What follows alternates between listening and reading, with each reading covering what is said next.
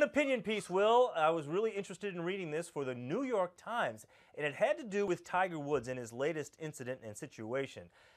So the question to you that I want to ask you is, what don't we know about Tiger Woods?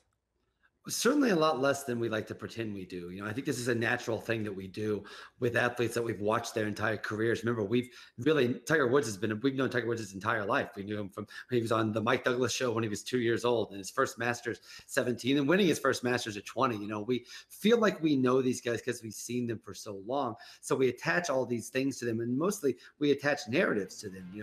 I think that because we remember Tiger Woods when he was invincible, when everyone in the PGA Tour was terrified of him, and he was his face was a corporate logo, almost an American byproduct itself. He was a conglomerate. And so now that he's reached this age and is not the dominant athlete he was before, we find the urge when we see things like the police incident that he had, that we shake our heads and we say, how sad, how the mighty has fallen. We pretend like we're sad while, of course, still sharing his mugshot all across social media, in giddy fashion.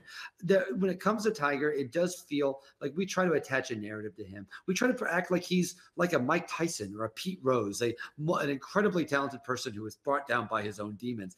But if you really take a step back and just look at Tiger Woods' career, it actually tracks most athletes' careers. You start out your career as a young with all the promise in the world. You become you hit your peak, and then you're better than you're at the best of your career. You end up getting a lot of fame and wealth, which kind of causes some of your personal relationships, even sometimes your marriages, to fray. And then you get older and you get back problems, and you get older and you have to medicate them and put them in that situation. Listen, I'm not claiming to understand everything there is about Tiger Woods, but it does feel like everybody else is. They all decided that because he looks puffy in his mugshot, somehow he's fallen, and look how the mighty has fallen. The fact is, this guy was the PGA Tour Player of the Year in 2013. Like, we act like after the Thanksgiving incident in 2009, his career was over, and it's not true. The fact is, Tiger Woods has back issues, and that's why he's not a great golfer anymore. We try to attach it to some personal thing. I think that's just us trying to relive our youth. All right. Well, the back issues will certainly come into play as far as this next question and the answer that I hope that you provide for us. But, there's no doubt. We know more about him and his private life than he would like us to know. Mm-hmm. That's a fact. Given that, and then this video that's gone out, the embarrassing video, as well as the situation that surrounds him right now, what are the chances that this might hinder his return to competitive golf? I think this certainly, it doesn't make it easier. I don't think there's any question about that. But, the fact is, if his back gets better, he's going to come back and he's going to be good because he's Tiger Woods.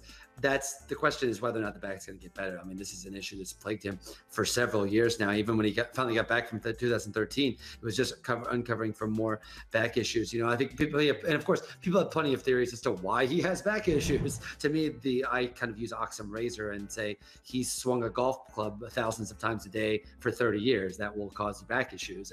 But certainly, that's the thing, though, is the thing that fells athletes is not hubris. It's first partly hubris. Of course, it's partly hubris. It's partly money. It's partly fame and all these other things. But more than anything else, his body is betraying him, and that's what's happening. And so I think that if he's able to get his back issues fine, I think he was able to come back from the 2009 incident, which I would argue was as rough as that video was much more embarrassing to him than this. If he could come back and be great in 2013, if his back issues are fine, he'll come back and he'll be good. But that's easier said than done, to just magically make a back feel better.